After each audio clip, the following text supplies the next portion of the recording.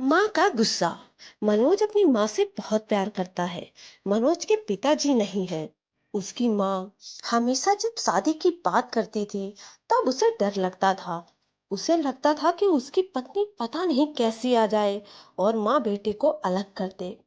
लेकिन अब मनोज अपने आप को बहुत खुशकिस्मत मानता है क्योंकि उसको सुधा मिली है। सुधा और उसकी माँ में बहुत अच्छी बनती थी। दोनों माँ बेटे की तरह रहती थी। बहू और सास से बिल्कुल बेटी के जैसा ही बर्ताव करती थी।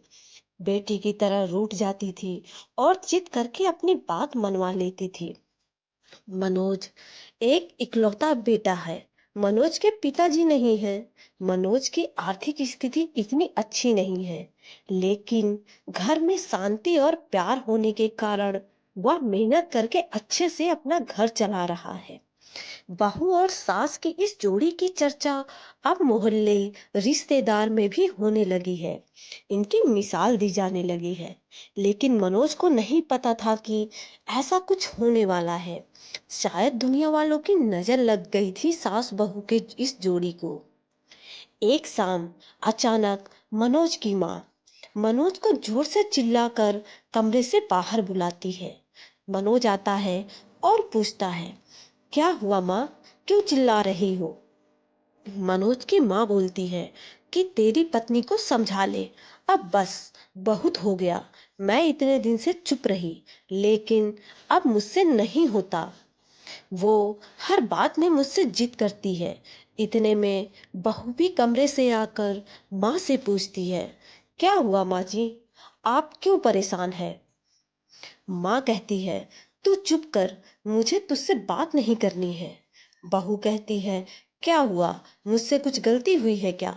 माँ बोलती है कि तू अपना यह नाटक बंद कर और मुझे अब तेरे साथ नहीं रहना।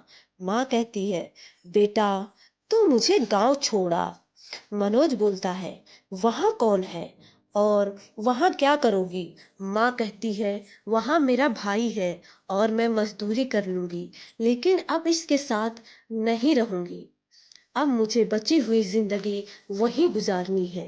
बहू बोलती है, माँ जी आप कैसी बातें कर रही हैं? हमारे होते हुए हमसे कुछ गलती हो गई है क्या? अगर हो गई हो तो बताएं। माँ बोलती है, तू तो मुझसे बात मत कर। तेरी माँ मैं नहीं हूँ। तेरी माँ वो है जिसने तुझे जन्म दिया, पर तुझे कुछ सिखा नहीं पाई। बहू को थोड़ा बुरा लगा। माँ जी आप क्या कुछ भी बोल रही हैं? आपकी तबीयत ठीक नहीं है क्या? बेटा बोलता है, माँ तुम आराम करो, हम शाम को बात करेंगे। माँ एकदम जिद पर अड़ जाती है, मुझे अभी गांव छोड़कर आ, अब मुझे यहाँ नहीं रहना। मनोज और उसकी पत्नी को कुछ समझ नहीं आता, लेकिन माँ जिद पर अड़ी रहती है तो मनोज को उनकी बात माननी पड़ती है और उन्हें गांव छोड़कर आना पड़ता है। घर आकर फिर वो अपनी पत्नी से बात करता है और उससे पूछता है कि तुमने उन्हें कुछ कहा क्या जो माँ जी इतनी बिगड़ गई? पत्नी बोलती है, इस उम्र में अक्सर यह होता है, चिड़चिड़ापन आ जाता है। हम 2 दिन बाद माँ जी को वापस ले आएंगे, आप चिंता मत करें। 2 दिन बाद फिर बेटा और बहू दोनों गांव जाते हैं। बहू को देखते ही माँ फिर से चुप जाती है और कहती है, तेरी हिम्मत कैसी हुई मेरे सामने आने की? मैं मर जाऊं तब भी तू मेरे पास मत आना, मुझे हाथ मत लगाना। बहू को यह सुनकर जोर से रोना आ जाता है। वो रोते हुए कहती है कि आप यह क्या अनाप शनाप बोले जा रही हैं? मैंने ऐसा क्या कर दिया है जो आप इस तरह नाराज हो गई हैं? माँ जी वहां से उठकर कमरे में चली जाती है और दरवाजा अंदर से बंद कर लेती है। मामा जी भी उन्हें समझाते हैं, लेकिन वो नहीं मानती। बेटा और बहू वापस अपने घर आ जाते हैं। बहू अपने कमरे में बैठी रोती रहती है। मनोज भी कुछ समझ नहीं पाता है। माँ जी को गए अब 15 दिन हो गए हैं। इतने दिन तक उनसे दूर ना बेटा रहा ना बहू। मनोज की पत्नी उन्हें फिर गांव जाने को कहती है, और कहती है, जैसा मैं बोलूं वैसा वहां जाकर कहना। मनोज जाता है और माँ को कहता है, माँ तुम्हारी बहू सीढ़ी से गिर गई है और 5 दिन से तुम्हें याद कर रही है।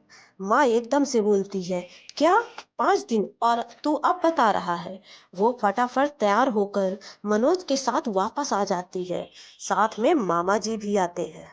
माँ घर पहुंचकर जोर जोर से पुकारते हुए दरवाजे से आती है, बहू, बहू।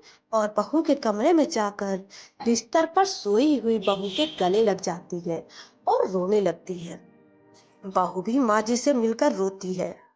फिर बहू कहती है, जब आप इतना प्यार करती हैं तो वहां क्यों बैठी हैं 15 दिन से।